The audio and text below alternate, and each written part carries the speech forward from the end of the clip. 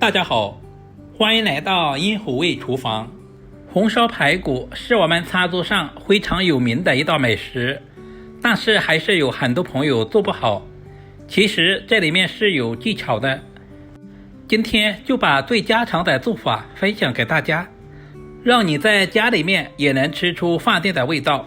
今天在超市花20块钱买了2斤排骨，挑选排骨一定要挑选视频中这样肉比较多的，我们也叫赖排或者是紫排。做红烧排骨，我们一般挑选肉多的部分，像这一小块老排骨，我们就来做排骨汤。接下来我们再来改下刀，像视频中这样把排骨分成小条。剁排骨也是一个技术活，如果不会操作的，也可以让卖肉的老板娘给你处理好。今天的排骨我们也不需要剁太长，大约在3到4公分左右就可以了，这样方便成熟也方便入味，但是我们尽可能的剁均匀一些，全部剁成视频中这样就可以了。把剁好的排骨放在准备好的碗中备用。接下来我们要来处理一下，往排骨里面加入1大勺的食盐，然后再倒满多一点的清水，因为淡盐水的密度会大于清水的密度，这样就很容易把排骨里面的血水浸泡出来。放在一旁浸泡20分钟左右。20分钟以后，我们再来清洗一下，像视频中这样充分的抓拌均匀，把排骨里面的血水抓出来。这些血水也是腥味的重要来源，然后我们用力的拧干水分，再次放在大碗中。这个时候的排骨还没有处理好，接下来往碗中加入1大勺的普通面粉，再次下手抓拌均匀，因为面粉有很强的吸附性，可以吸附掉排骨表面的血水和一些杂质，抓制成视频中这样有一些粘手就可以。接着往碗中倒入多一点的清水，也可以放在流动的清水下冲洗，不停的抓拌，把排骨表面的一些面粉抓洗干净。很多朋友做红烧排骨喜欢焯水，其实焯过水之后的排骨营养很容易流失，而且肉质吃起来会很柴。清洗完第1遍之后，我们再次淘洗2到3遍，直到把水洗至很清澈就可以。然后用力拧干水分，放在大碗中。经过这样处理好的排骨，我们吃着也更加的放心。接下来我们再来腌制一下，往排骨里面加入切好的葱姜，然后再加入少许的白醋。这里我们千万不能加料酒或者是食盐，像视频中这样把葱和姜抓出葱姜汁，因为葱姜是天然的去腥材料，如果加入食盐腌制，排骨吃起来会很柴。加入料酒的话，料酒的味道很冲，那样会影响排骨的口感。白醋有去腥和软化肉质的作用，放在一旁腌制10分钟左右。接下来我们简单的准备一些配菜，准备小块去皮的老姜，把老姜切成小片，全部切好。我们再准备几粒去皮的大蒜，切成小丁，全部切好放在准备好的碗中。接下来准备小段清洗干净的大葱，把大葱切成小段，切好和姜蒜放在一起。接下来我们准备少许的大料，3到4个八角，像视频中这样掰开来，因为这样更方便入味。全部处理好放在准备好的碗中。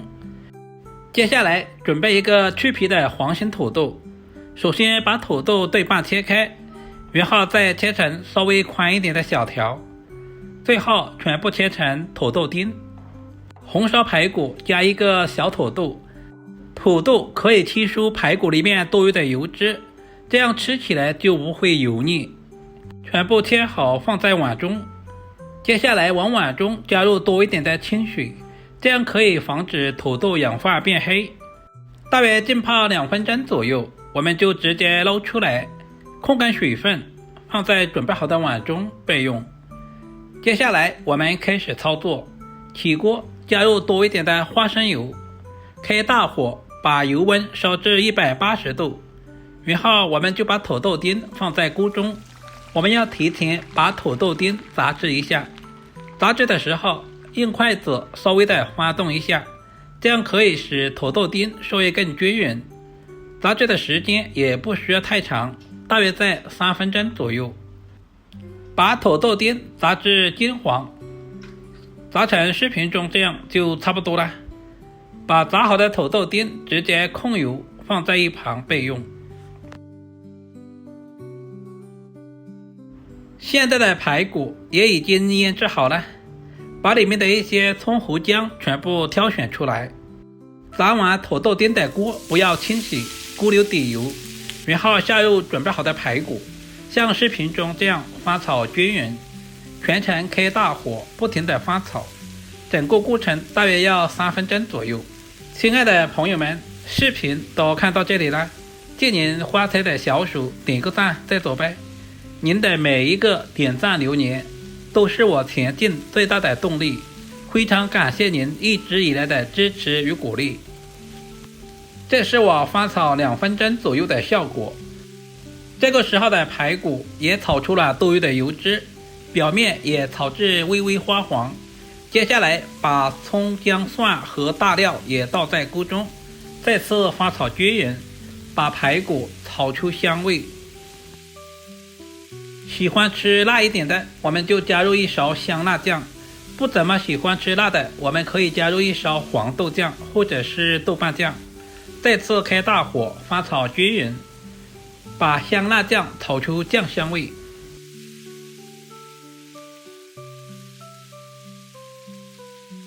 接着往锅中加入1大勺的生抽，少量的红烧酱油上色，再次翻炒均匀，把排骨炒出蒜香味和辣味。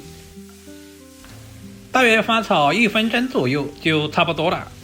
这个时候的排骨裹上了酱汁，看着都非常的有食欲。接下来往锅中加入1大碗的开水，一定要是开水哦，如果加凉水的话，肉质会变柴，那样就不好吃了。